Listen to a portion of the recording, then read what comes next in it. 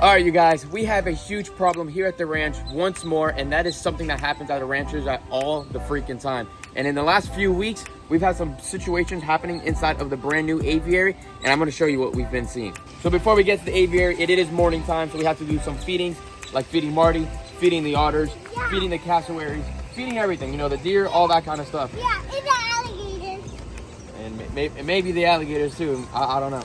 But let's get Oliver and Callie first, and then we're gonna head into that aviary. We got our double door system, even though it doesn't have a lock, but we gotta get a lock on it. Come here, you guys. Come on, you guys. We have some tilapia there. They have these lunatics. Absolute lunatics. Callie is a crazy lunatic, and so is Mr. Oliver. Come on, you guys. Outside. We're in the last little bit of deer food. So, get it all out of there. Have it in here. Our soft bill died in here as well. We got all our toppers with some pretty bird, all of our small bird food. And then we have some of this for the Turacos. So let's actually feed the deer first and then come back with the little baby birds.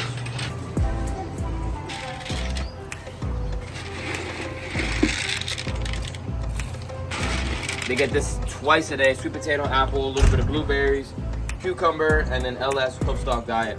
We have our 3 beautiful girls right here. They're looking great. What happened to your nose, girl? Her right there. Matella's daughter. But everyone is looking great. Peanut's looking amazing. But the whole reason we started this video today is because we have some situations. So Cash, can you show me where the holes that we've been seeing inside of this aviary, where they've been at? All right, let's go look at them. So we've been having all different holes all inside of this area. Like we saw that one right there. Look at this one right over here. Check this out. We have one right over here. And at the end of the day, it comes down to one single answer. And that one single answer is obviously a pest of some sort. If you guys remember right over here, we had a beautiful saffron nest right inside of here. Well, it is freaking gone. We have this mesh here. You guys know this mesh is rodent proof. It is sealed, it is tight, and it is completely buried in the ground all the way around. So nothing could dig in this way. You know, they would have to start digging right here to go over, or from that back side to come under. We haven't seen any holes anywhere in the perimeter except inside of here. But then when you come over here, check this out. This is where we keep our universal food. And our universal food, you can see that right there.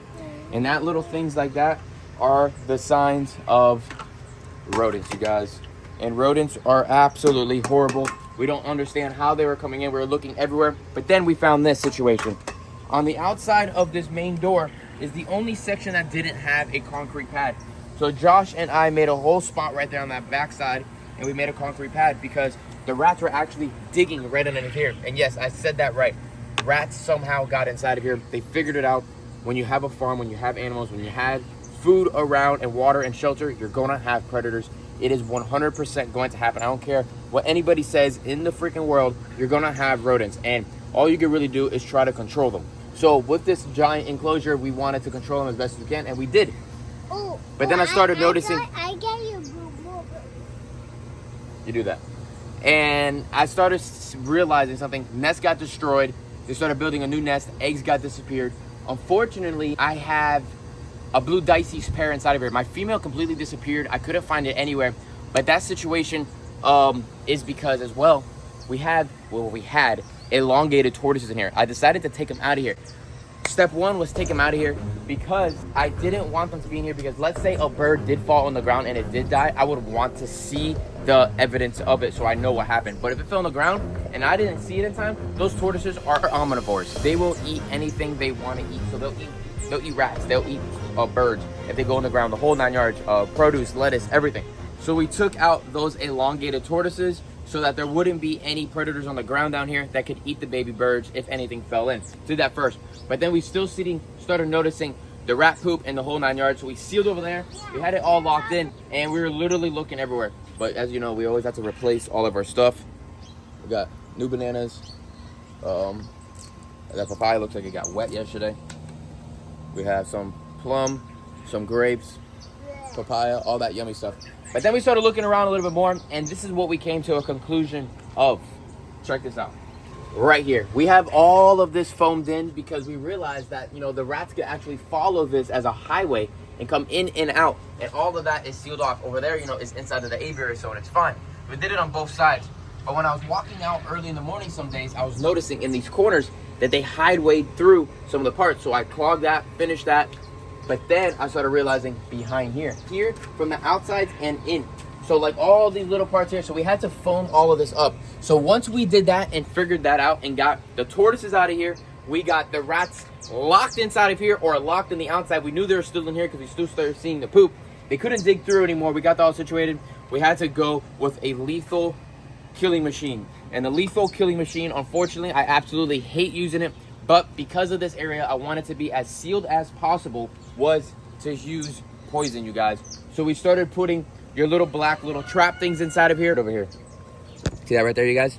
The tom cat right there. We put the poison inside of there. It's safe away from the deers, up high. It has a little metal thing inside of there so that the poison gets strapped in there and they can't get out. And we've been doing it now for the last couple of days, and it has been working, you guys. We have been seeing the rats inside of here being zombies, dying, trying to get out, and I can already start smelling them inside of here. We have some in the refrigerator I wanted to show you guys for proof. I found the last couple of days, and then like right here this morning, you see one right here that is dead. It was trying to eat some fruit, but all the flies are on it, and the rat is dead. So hopefully, with sealing the last little bits off, this whole giant aviary, all the square footage of this whole entire place should be sealed now. No more rats are inside of here. So now we should be dialed in. I don't know if you guys remember, we had a couple button quail inside of here too. And for some reason, rats absolutely love button quail. They love the little meaty little birds. And I had some in here and they were disappearing. So it was just a little bit of evidence here and there that I was noticing that there might be rats inside of here. And with these small little birds, that is a very, very bad thing to have inside of here. So I think we got the situation locked in. We're gonna put poison in here for the next couple of days to make sure that there are nothing left inside of it. If we don't see poo anymore, we know that we completely locked the situation. We still need to put a trap over here. We're gonna put poison over here too, just to be safe, because this is a whole nother island. And who the heck knows, these guys could be over here too. But this aviary is starting to become very, very, very thick, as you guys can see. The birds are doing great. Unfortunately, we did lose our female blue dices. Not too sure what happened. I don't know if you guys remember, we got an extra one from a friend of ours. That one instantly disappeared. Don't know what happened to it. When having such a big enclosure like this, it's kind of hard to see exactly what you have. You could just do numbers every day and hopefully you see them every day. But that one disappeared instantly once we put it in here. About 2 weeks later, the other one disappeared. So I'm like, oh, maybe it's nesting. But I sat here for hours putting fresh fruits and veggies and everything in here, and I never saw her coming out. They have to come eat, obviously, even if they're nesting. And it didn't show up, so that really sucked. You can see the euphorias are bouncing around, eating different things inside of the aviaries as well. Saffron finches are eating. We actually have a new nest for the saffron, so let me show you guys that real quick. But I also want to tell you guys something really, really, really cool, that what we are actually doing, me and a team of our friends and stuff, this has really, really driven my passion to really help these species of birds in the wild and help more different animals all throughout the wild as well. And that is Paradise Wildlife Adventures, you guys. If you have not followed that on Instagram, make sure you check that out. We actually took over an entire lodge with over 100 acres in the Peruvian Amazon that we have protected forever. And with you guys going out there to see the eco tours, seeing these actually wild birds in the wild, you guys are going to be putting a part of the money into that. And with the money into that, we're able to buy more and more land. So actually doing real conservation work, unlike all the other people in Florida that say they're doing stuff like that. But the truth is, they're just trying to pay for their little facility they have in their backyard. And that's the truth about it all. Everything I built here, I built with my own pockets, with all the funds I made without asking for donations and all that stuff. But yes, I'm asking for donations in the wild because that place is the wild. And we're actually buying land and we're putting the money back into it to buy more land, because the biggest part of conservation is protecting the land first. Follow Paradise Wildlife Adventures and you'll see a lot more information about that all. But check this out right here. We got another nest growing inside of there, which is really, really neat. So hopefully the saffrons will this time be able to accomplish what they are here for and to produce and put more of these beautiful birds in our captive world. What else we got going on here? The freaking trees are growing absolutely crazy inside of here too. We've been collecting all of the dead rats that we've been finding inside of here. It's been getting a little stinky, but I'm sure a lot of them are dying inside of the islands, and that's okay. because all that's going to do is give nutrients to all of the plants that are inside of here, to give the nutrients to the plants and give these birds more places to hide and be happy and enjoy this amazing enclosure that we built for the birds here. So I want to show you guys some of the other rats that we were able to get. Unfortunately, these had to get thrown away and throw away. Sometimes if we catch them in the snaps, we're able to feed them to the other animals, but because obviously we know these were used with poison, they had to be thrown away instantly.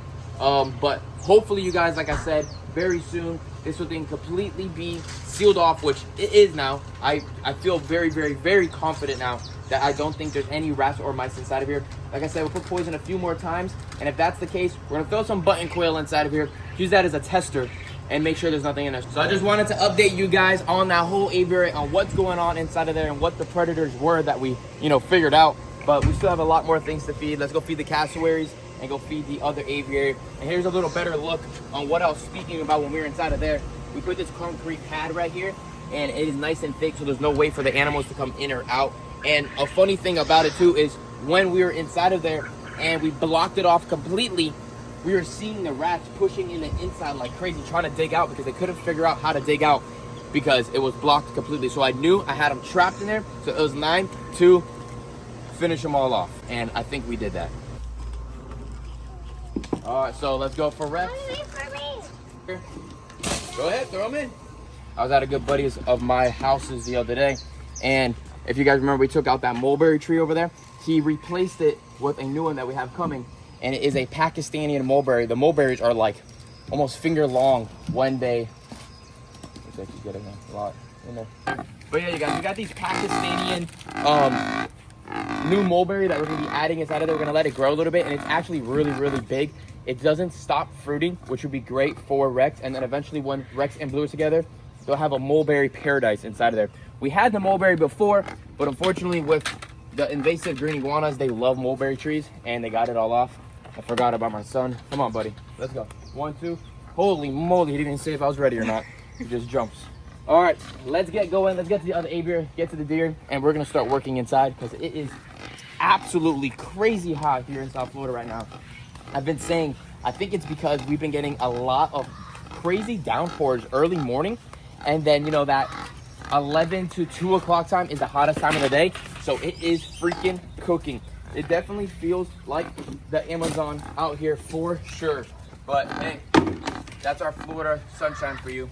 I'd rather it be hot any day of the year. Look at Blue go. They'll eat all of that fruit down in just about an hour or so. A lot of people are like, why don't you throw it on a plate? Because they're gonna step on it, they're still gonna make it dirty. And in the wild, do they have a plate and do they have a container? Absolutely not. It falls from the trees right into the mud in the swamp, and that's how they eat. The birds are trying to get as close as they can possible for me to bring the food. All the ducks, everybody goes into the lockouts and get that going. Reason why we have lockouts, the reason why I tell everybody that builds aviaries, build lockouts. Storm comes, you gotta catch a bird, you have a sick bird, anything of that sort. Your animals are always used to going inside those lockouts. You can use it as a trap door, trap them, and catch them. Because to try to catch them, these birds inside of this aviary, absolutely impossible. I wanted to show you guys these little guys real quick. The rurals are absolutely adorable. Check them out over here. They love the soft-bill diet, and they eat a little bit of the stuff. We haven't had success with these guys yet, but they are super, super cute. They're amazing little species of birds, and they do great. You can see the ducks want fruit as well, so let's get up top of there and put it. And then right underneath Kenya, actually, we were having some battles going off with some of our male yellowfoot tortoises. We put 2 sections of food here.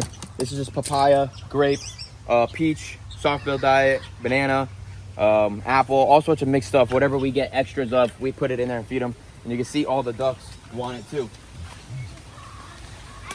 There we go, put that there. And then inside of here, we have a mixture of chicken food, corn, waterfowl diet, dog food, all mixed for the waterfowl, and as well as our ibis that live inside of here.